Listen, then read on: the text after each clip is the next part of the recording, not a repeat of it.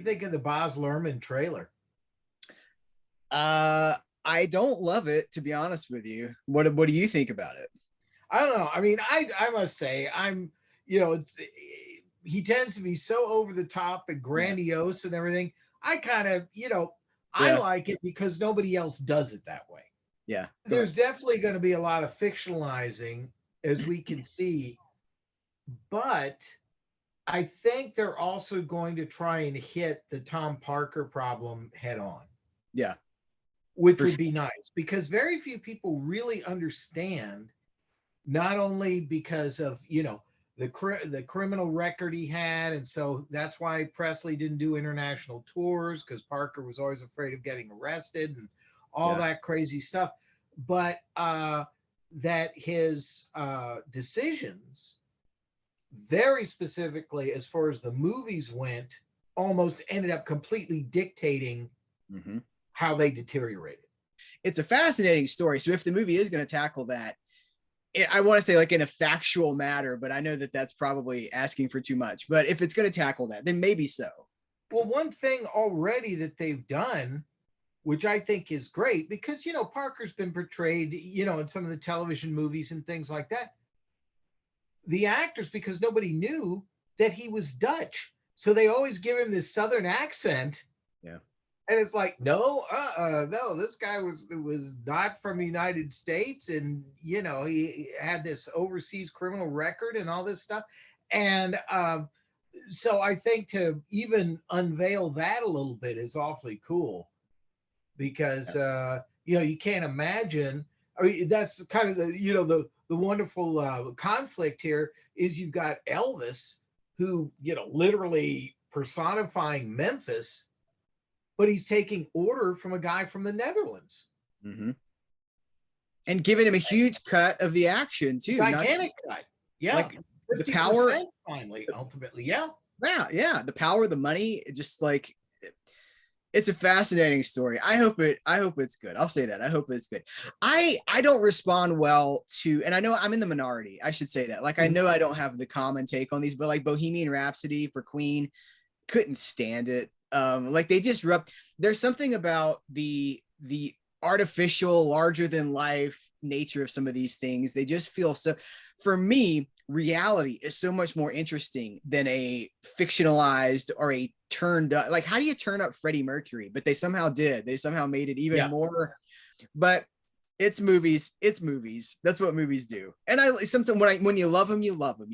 I'm going to cut all this out if this is up in the video. No. It's also no one has really approached anything about Presley in such a long time that I think that if this movie is successful, and I think it's going to be very successful, it will also reintroduce his whole song catalog to, and all that type of stuff, which I think is it is. And that's the purpose, right? That's why this needs to be done. And it does need to be done. I find myself, see, this is what happens too, is I'm kind of entering the older guard now.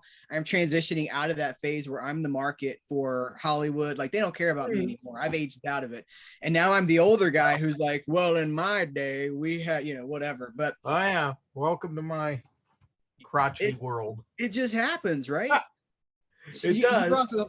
But no, let me reinforce what you were saying though, because it is important that the music is being lost. Nobody, like Elvis, is being lost to at least the modern generation, kids in their teens, even 20s. I don't think that music's being played anywhere, and so it's a story that needs to be brought back. It needs to be reintroduced to the culture, and it is a fascinating story. And I wanted to know, what are your thoughts on the John Carpenter, Kurt Russell, Elvis? I haven't seen that since it was first on, and I remember I was absolutely riveted. I thought Kurt Russell did a tremendous job, and I know Carpenter loved Elvis Presley, and so he really did. And this non-shrill performance of Shelley Winters as his mother, she was great. It's like one of the best things I think she's ever done. Yeah. Because it wasn't all hysterical and, over the top and stuff. And his mom, you had good old Vernon there, but his mother was so important to him. And her death just, I don't think he ever really recovered from it. I don't either. Yep. You look at Before the Army, and like Before the Army, you have, and that's what we can talk about that too. But you have this one particular, the young, dangerous Elvis.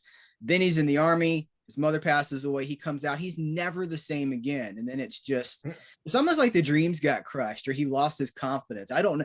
Probably a mixture of both, because you have the Tom Parker thing with the projects that just, he could have been. I don't think he ever would have been another James Dean or another Marlon Brando, but he could have been more than what he was. And Parker, I mean, we talk about that because Parker did stop that. And of course, let's not forget, after the Army, and he starts doing, the whole string of the silly movies at Paramount. And then, I mean, he ends up at, with Sam Katzman and Allied Artists and all that junk. There's Elvis kind of in his comeback, and then the Beatles, it's like an atomic blast. Yeah. Yep. Takes every American recording artist right off the charts. Because when it was then, and then followed by the Stones, and then the British invasion, and forget it. We're into it now. So let me just, guys, if you're watching, do your stuff. We're talking to Courtney Joyner, friend of Serial at Midnight, film historian extraordinaire, a director. I'm not going to do your whole resume, but you are a wealth of knowledge, and I think I've given you your own playlist here for people so they can see all the videos that you've been in here. Oh God. But I'm so excited to talk to you about Elvis, because I think we both love these movies while recognizing that they're not all great. I mean, it's a real mixed bag, but therein is the fun, right? I mean, if it was all great or if it was all bad, there'd be no joy to the conversation. But it's because it's such an interesting catalog of films, and we're talking about several dozen movies. Do you have a favorite? Is there one that rises to the top for you? Well, I think qualitatively, when you look at the first movies, and they were trying to figure out about Elvis's box office validity. Mm-hmm. Now, I think when people look at a movie like Love Me Tender, they're very surprised that he is a supporting character. He's not the star of the film. Yeah. And, Richard Egan and Deborah Paget, and of course they did it with a Western. But I think as far as like Elvis's acting and his performance, kind of the same thing. I think Flaming Star is tremendously good. I had a feeling you were going to say that. Well, there's the Siegel connection too. Yeah, the aside from just Don Siegel, because the project originally was called Flaming Lance, and the writer is Claire Huffaker, and it had been developed for Marlon Brando. That fell out. It was over at 20th Century Fox. And so they plugged Elvis into it. And he did just such a fantastic job. And what's wonderful, too, is, they're always very image conscious about him and what they, wanted to do with him. And, of course, who his original leading lady was. You tell us. Who was it? Oh, Barbara Steele. And then you said, we were having this conversation on your Facebook page. Like, was it a month or so ago? I don't know. And you said the miscast Barbara Steele is, I think, how you referred to it. Yeah, and those, I mean, the pictures of her in that blonde wig. Yeah. Plus, she was taller than Elvis, so it was just a mess. And she went to Don Siegel and went to David Weisbart and just said, and they basically said, "Do you want us to fire you?" He's like, "Yes, please, get me out of this." And, because she was just smart. She knew she wouldn't look good in the movie, and it would, and frankly, she knew also it would, not do Presley any great points to be in there. But I love that movie. I like Kid Galahad. Really? Good. Yeah. And you can see Elvis and Charles Bronson together. That's come on, what's cooler than that? But those films that weren't music based, like Wild in the Country And those first few films, I should say, this of course was music based, Jailhouse Rock. But Heath, we talk about these movies, and there really is a departure point because here was Elvis Presley. He's working with Michael Curtiz. He's working with Philip Dunn. He's working with Don Siegel and Phil Carlson. And, these guys, I mean, they were real big time studio directors. They were putting money into these movies. They were giving him fantastic supporting cast, like we just mentioned, Charles Bronson, Walter Matthau, and King Creole, and things like that. And unfortunately, Tom Parker and some other people just did the math, and they realized the movies were only going to make so much money. So why are we spending extra on them? And that's when, you started, it's like, okay, let's tie somebody to a chair and see if they can really tell me the difference between Speedway and Spin Out. And, you and I could tell it there, Shelley Fabre versus Nancy Sinatra. Yeah. But, the similarities of the movies was just galling. And Presley was upset about it. He hated it. Yeah. Well, and then also, so there's Viva Las Vegas, which is, I love that movie. It's one of the best of the later, the post-Army years. But then what happened with Anne Margaret, who very nearly upstaged, you can look at it two ways. You can say that she almost upstaged him, or you can say that she held her own with him. But one way or the other, what I understand is that Tom Parker did not like that because it almost eclipsed his star. So he made sure that never happened again. And there was no co-star in the movies after that could really stand alongside him. Now, you just said Shelley Fabre. I guess Shelley Fabre, as much as I love her, she's not Anne Margaret. And then, but Nancy Sinatra is also, I mean, she was a big deal as well. But I don't think either of those or any of his other co-stars really had the charisma, the raw star power, the sexuality that Anne Margaret had in Viva Las Vegas. And because they went away from that, I feel like they did a disservice to his career from that point forward. Any thoughts on that? Well, I think you're absolutely right, because they certainly did not, Parker never liked the idea of Elvis ever sharing screen time with another recording artist. Ever. And, we'll go back to it, but of course that was the whole problem with Rio Bravo. It was the problem with the Young Lions. And so when after Anne Margaret, and you see, I mean, look, I'm a young, Batman guy, so I'm loving, Yvonne Craig and, and oh my God, I mean, Michelle Carey was just a, firecracker. We just look, but it's not the same thing. Yeah. And that was very much Tom Parker's doing. And it was going to be these contract girls, and then in support, let's have Deborah Wally or somebody like that. And it was all really just surrounding Elvis kind of with these cushions that, in fact, he himself, he didn't care about. He was like, wait a minute, what the biggest thing is, we know that he cared about was how bad he thought the songs were that the studio was making him record, because they knew that the soundtrack albums would sell just, I mean, my God, Do the Clam? Let's, which I believe was that not written by Edward D. Wood's ex? I don't know. Dolores Fuller. I think she wrote a couple of tunes for Elvis's movies, because but there's good ones too. You've got the Bossa Nova song. Was that from Fun in Acapulco? I think it is. Yeah. I love that one. There's some good stuff in there too, but it is mostly, to be fair, it is mostly just like, what's that Confidence? I'm thinking of Confidence, where he's singing to the, you gotta have confidence. Like, they're not. Oh yeah. They're not great. Well, again, it was this idea of, unlike, say, Jailhouse Rock, where they went to Presley's catalog and then made a movie around those hit songs. Mm-hmm. Instead, let's create new material for Elvis.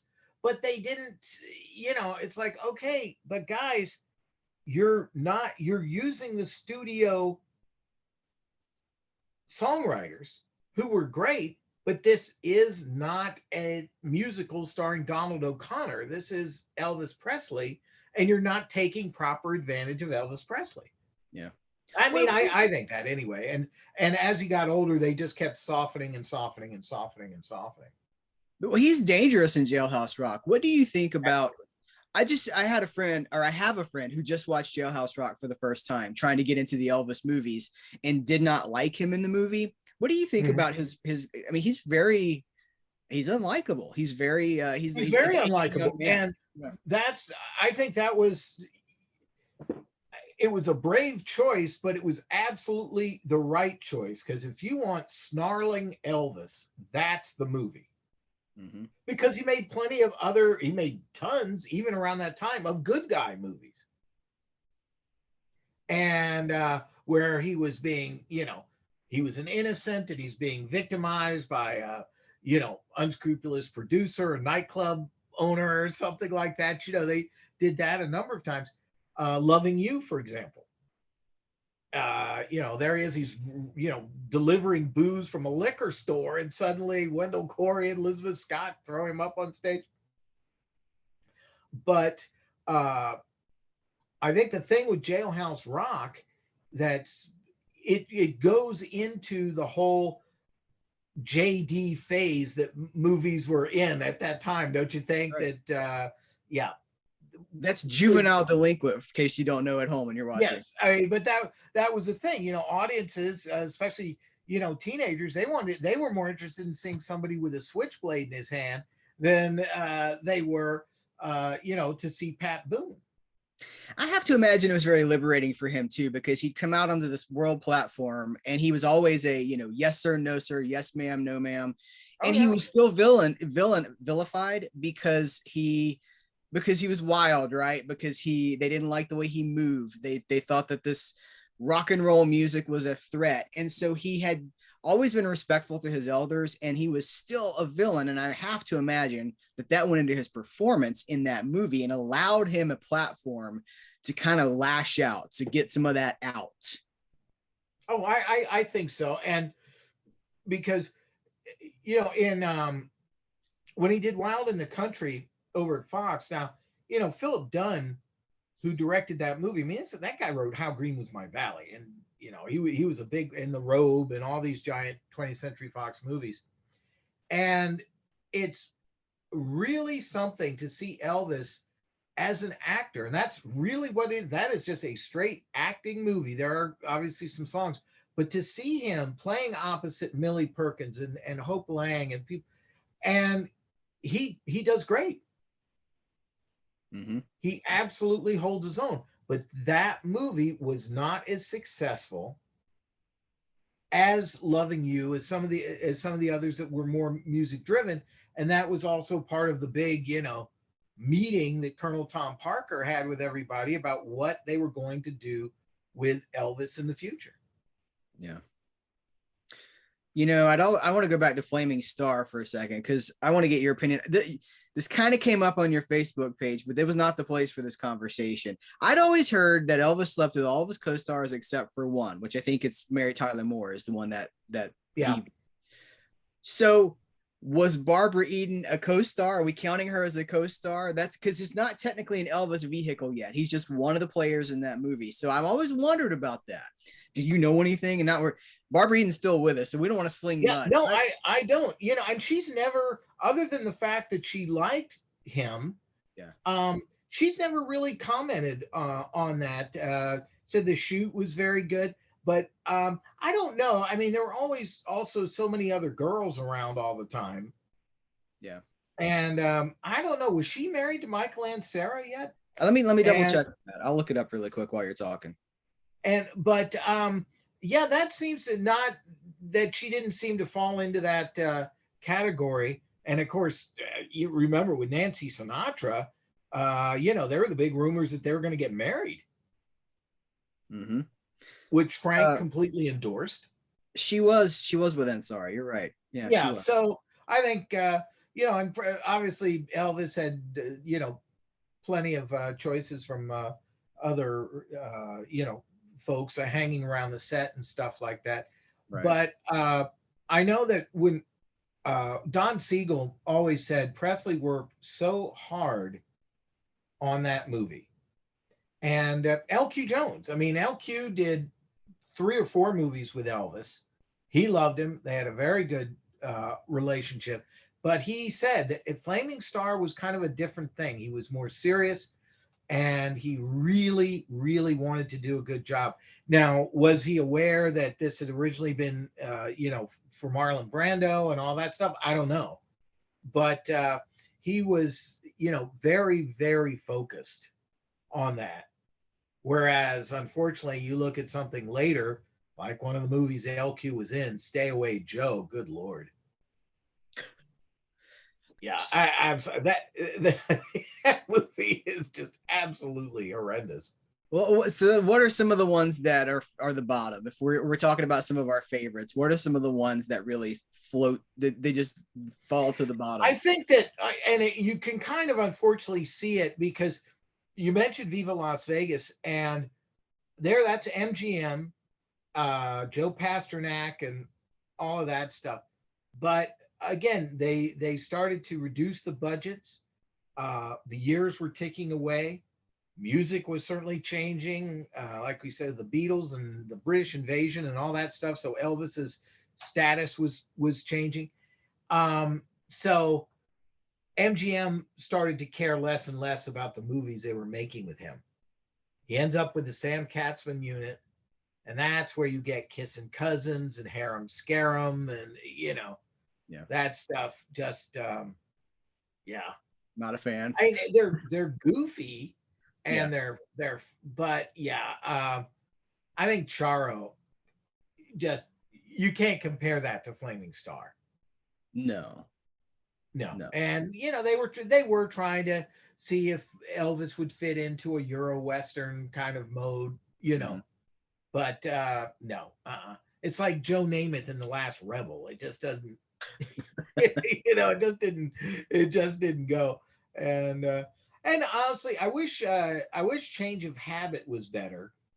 The problem there, of course, first of all, it's New York, but it's the Universal backlot, New York, and it's fun because, oh my gosh, look, there's Ed Asner and all these people before the Mary Tyler Moore Show. The problem with it is you have 2 stars who were kind of sinking beneath the waves a little bit. Elvis's movie career was going down, and Mary Tyler Moore's hadn't caught. That was kind of the big surprise with her after the Dick Van Dyke Show, that the movies that she did, What's So Bad About Feeling Good and all this type of stuff, didn't click. Even though she's in Thoroughly Modern Millie. And then, of course, she comes roaring back on television, bigger than anybody, could even imagine. But the feature period, when she was at Universal, no, that was not happening. And with Elvis, he just and there's some good scenes in the movie, but it isn't. It doesn't have a lot of vibrancy to it. It doesn't have life. It doesn't have. No, it doesn't. There's no spark to it. It feels like they're going through the motions. It's fine. It's got a fine script. It's kind of nice to see. It did some progressive things. There's a scene.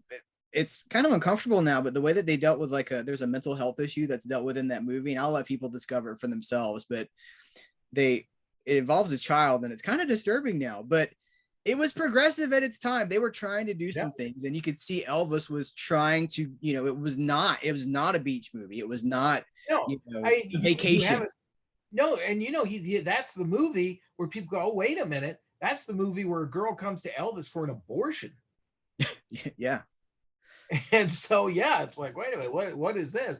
So, the difference between that and, say, Paradise Hawaiian Style or Girls, or basically anything where Bill Bixby is his best friend.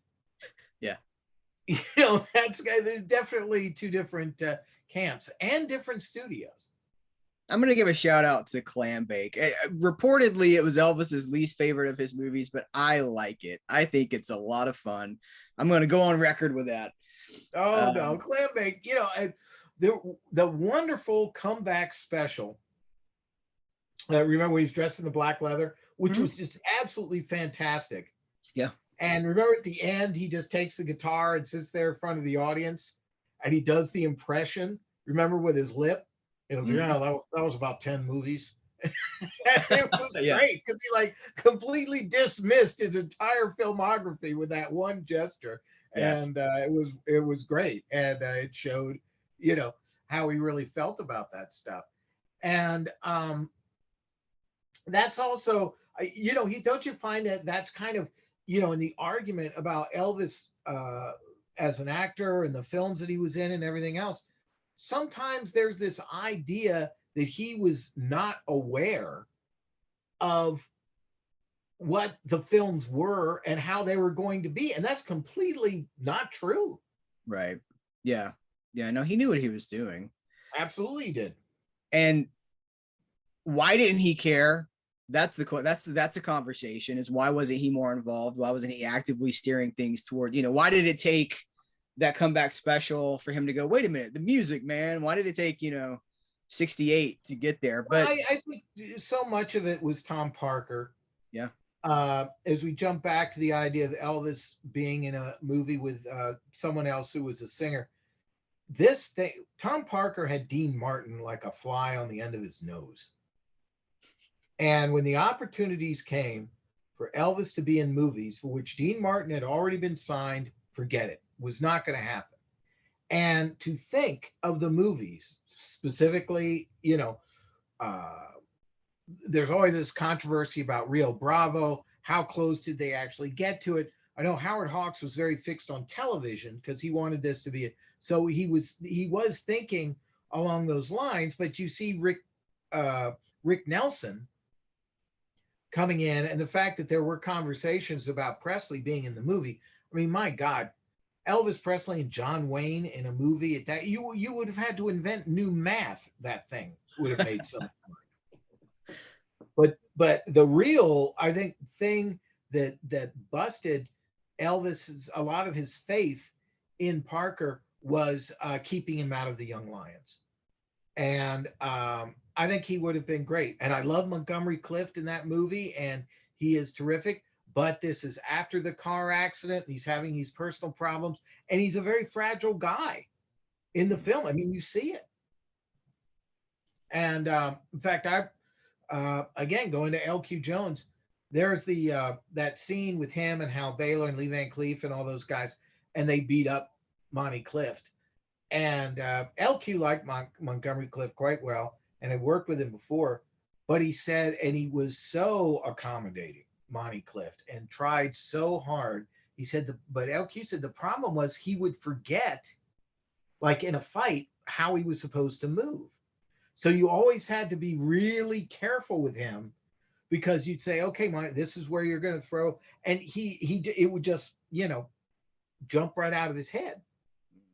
So it took a long time to shoot those scenes and make sure nobody got hurt and all that stuff. And he was really trying. But you know, he was not in good shape when he made that movie. And to think of Elvis Presley in that part, that really would have been something. But also, I think Tom Parker, he was no dummy. And don't you think that, I mean, you know, we always use you're not going to be billed next to Dean Martin. And, you know, we always use that as an excuse. But do you agree that these films would have so completely changed the direction of Elvis's movie career that Parker would have lost control? I think so. But then my understanding is that Elvis felt so indebted to Tom Parker for discovering him and for helping to completely put him on the map that he felt like it was like a life debt. It was like the Wookiee life debt in Star Wars or something. Like he owed him for everything. And I don't know if that was an insecurity, if that was a Southern manners thing. I would hope that he would have gotten over that. But you wonder, why did it go for as long as it did? It went for, years and years and years longer than it ever should have. All the way up to A Star Is Born with Barbara Streisand. Yes. Talk about that. That's a great, yes. I mean, I've never been that crazy about that version of the story, especially in light of the remake, which I thought was terrific. But, the recent remake, I should say. But to have Elvis Presley playing that part would have just had so much resonance and so much history. And maybe that was also the thing. Elvis, do you really want to dig up these ghosts? Do you really want to confront your own failures in a movie? And I think he would have been fantastic. He would have. It would have been perfect casting because he had lived it. Absolutely, yeah. You're looking, it's autobiographical, and then that translates, as going back to the beginning of this conversation, reality is so much more interesting than fiction. And if you can tap into that reality, bring that to the screen, he's playing layers, he's playing, it's redemption. It's the 68 comeback special in a movie form, in the sense that he is, reclaiming his power. He could have done it, but he didn't. Absolutely, he could have done it. And I love Chris Christopherson, but the legacy behind Christopherson, it's not the same thing. Mm-mm. But yeah, again, we're talking, and of course, look, Follow That Dream, directed by Gordon Douglas, and I had a weird encounter once with Herbert Rudley, who's now dead, so I'll tell this story. That I meet Herbert Rudley.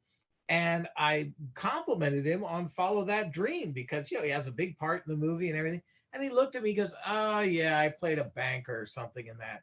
And he walked away. And I thought, you know what, buddy, who the hell else is going to compliment you on this movie now? This was like in 1981 or something. Take it with some grace. That's terrible. Wow. Yes, sir. Yes, my Herbert Rudley conflicts. But I like that movie quite well.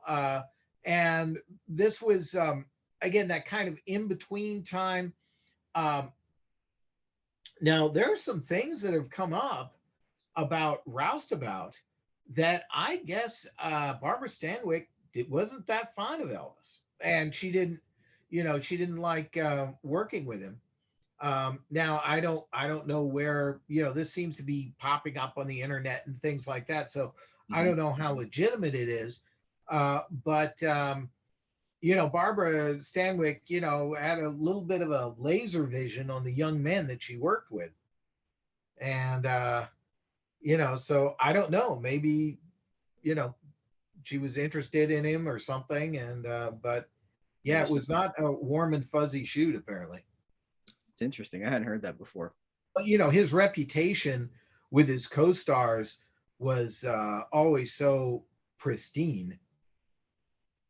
Yeah. And everybody, they liked him, and even under the worst of circumstances, like Stay Away Joe, they still just thought he was just a very nice guy, and he was in there doing his very best, even under the circumstances of why the hell am I doing this in the first place.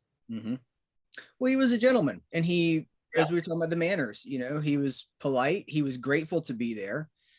It is hard to have this conversation, as you were asking me, if things had gone differently. That's the whole story of Elvis. What if it had gone differently? What if he'd had better management? What if he had taken more of an active role in the direction of his own career? Would he still be here? Would he have been a movie star? Do you think he ever would have come back? Would he ever have returned to acting if he had lived? Would he have come back to the screen, you think? Oh, I think so. Absolutely. Because, he really, this is like an iconic guy. But it's so fascinating to look at something and hear this enormous record situation and the explosion of Elvis Presley, and then the movies derail that. That he becomes so entrenched with all these pictures for Hal Wallace, Paradise Hawaiian Style, Girls, Girls, Girls, all this stuff, GI Blues, whatever it is, over and over and over, easy come, easy go. I mean, my God. And suddenly you forget about the music, or the music that mattered, I should say, because there was always music in the movie. It was music, but it wasn't, but it didn't matter. It wasn't the same thing. And, it's like his identity changed. And you think now, if he hadn't done all those, particularly the later silly programmers, and had gone back to the studio, even if he just wanted to concentrate, say, on the ballads, like, Kentucky Rain and things like that. I love Kentucky Rain. I love that song, or Suspicious Minds. Then you're talking about, an entirely different, I think, wealth of exposure. Yeah. And also, too, with Tom Parker, of course, the money was so absolutely incredibly enormous. But I do think it's such a shame that he became so associated with Vegas that, just like the bad Hal Wallace movies, that also kind of overtook the image. That's true. Yeah. Cheapened it. And people think of, the bat wings and the white suits and all of that stuff. And sadly, the weight gain and all the rest of it. Yeah. I feel like we're reaching a natural conclusion point here, but there were going to be people who watch this that have not watched any Elvis movies, and they might want an entry point. Let's come up with like the 5, our top 5. No, we don't have to do each. We can collaborate on it. But what would we put in our top 5? You're going to put Flaming Star at the top. I think Viva Las Vegas needs to be there. King Creole. Yes. That's it. That's a fantastic movie. I love King Creole. Yes. I love King the music. Really good movie. Yeah. It's almost a noir. I don't know if I want to fully put in that category, but it's definitely there. And it's cast well. People that, you see these these actors from certain things. So Morticia Addams was played by Carolyn Jones, right? That's her name, correct? Yep. So anyway, Carolyn Jones is wonderful. Carolyn Jones, when she was, doing the Slinky Mall thing, and definitely she is in King Creole with, Walter Matthau's the baddie, and Vic Morrow is a psycho punk. That's right. Yeah, it's great. And Michael Curtiz, do it. What did he ever do? Yeah. What did he ever do? But that's the thing. That again, you're seeing the commitment to Elvis was pretty grand at that point. They really wanted him to, kick off well. So I think that also just from that very early period and kind of one of the music vehicles, I always liked Loving You. And it's kind of a throwaway, but it is probably, I think, of that initial group of movies, the one that really is music driven, because there's like a new song every 4 minutes. Isn't that, it's been a while since I've watched that one. Isn't that one sort of a biographical, like here's how he became? Yeah, that's what they always claimed. Yeah, that the kid from, it's like the fame story, right? That's right, what that exactly is. Yeah. And so I really like that one. I'd say of the later of the kind of silly later vehicles, we mentioned Shelley Fabre. Got to go with Girl Happy. Okay. Yeah. We didn't even mention Blue Hawaii, but that's in there too. No, we didn't. And of course, now that had a very substantial soundtrack sale. Of course, that was a hit song. But that was also at the time when he was, Fun in Acapulco and those movies. Well, what have you got coming up? What can you tell us? You got any announcements or any upcoming projects that you can talk about? I think some of the cooler things, coming up immediately from Film Detective in just 2 or 3 weeks, Monster from Green Hell. And we did a real nice thing on Jim Davis for that. I just had it was Bud Bedeker's last film, A Time for Dying, with Audie Murphy. It's kind of it was a troubled production with a very interesting history, and that just came out through Indicator. Indicator. Okay. And Henry Park and I did a commentary on that. But one of the biggies that, thank God, is coming up is Henry and I did commentary for Walter Hill's Extreme Prejudice. Mm. So that is coming out, and then I've just we just had the Sherlock Holmes set. I'm writing a doc right now for on Tarzan, and also too, as you know, with Daniel, soon Empire, Yep. The Wizards of the Video Wasteland. Yep. It will see the light of day.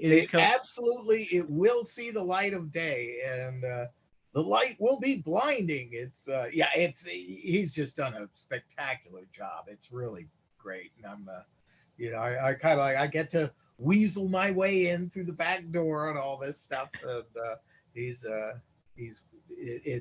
just terrific. Has that Tarzan thing been announced yet? I know what you're talking about. Is that announced? Okay. Yeah. Well, we'll keep. It's Tarzan related, and it's really cool, and I'm excited. Yes. We hope so. Thank you for your time, guys. I'll put links to where you can find C. Courtney Joyner online. You got anything else you want to mention before we sign off here? Wow, man, this is I just love doing this with you, because we just end up having just these great conversations. I hope fill in what needs to be said informationally, but oh man, if we're in different states, but if we sat down with a couple of cases of beer, nobody would see us for quite a long time, because and the cops looking for us. Yeah. Oh man, wandering the desert, comparing Jack Starrett to Al Adamson. Oh wow. Well, it's not work, when you love this stuff, it's fun. This is what we would be having these conversations anyway, whether the camera was rolling or not, whether we were recording this or not. It's, movie history is not, it doesn't have to be intimidating. It's fun. You just enjoy it. You watch these movies. You don't make it work. It's not a college course. It's fun. So, well, I can tell you this. I mean, with all the, the movies I've written and all those old, horror movies and all that stuff, and I'm still out there doing it. Whenever I run onto someone who is making their own films or attempting to, or writing or whatever it is, if they're not completely in love with this stuff, it's like a red flag, because I'm like, oh my God, believe it or not, you're going to have all these career disappointments, or, every triumph or whatever. But it's those conversations you're going to have with your friends at Denny's at 3:00 in the morning about movies you love and movies you disagree on, and all that stuff. That's what sustains you. Mm-hmm. And this is like one of the few professions in the world where I think devotion to it that comes from the heart is really the thing that presses everything forward. That's very well said. Yeah, that's beautiful. That's great. And a great place to leave it. Guys, thank you for watching. Let us know what your favorite Elvis movies are. Let's have a conversation in the comments. Well, hey, what do you think about the Baz Luhrmann movie that's coming out? Do you think it's gonna be great? Are you gonna go see it? I'm sure so many of you guys, it's gonna win all the awards, all the monies. It's gonna win all the box office stuff. Mr. Joyner, thank you so much. I'm gonna say goodbye to you off the air, but this is a pleasure. Thank you. Oh, well, thank you, Heath, very much. And we'll, guys, keep it going, and we will catch you later. All right, bye.